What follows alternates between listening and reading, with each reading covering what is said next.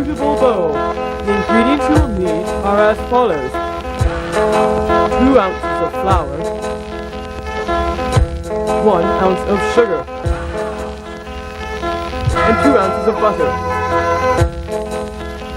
Currants,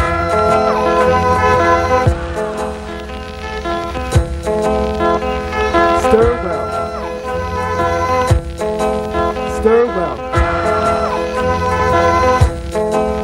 Keep stirring. If the mixture is not combining, add enough water to make it soggy and continue stirring.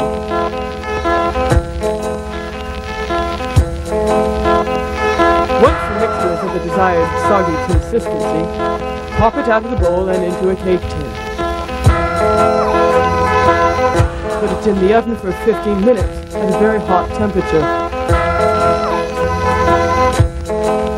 Once the cake is golden brown, pop it out of the cake tin and onto a plate.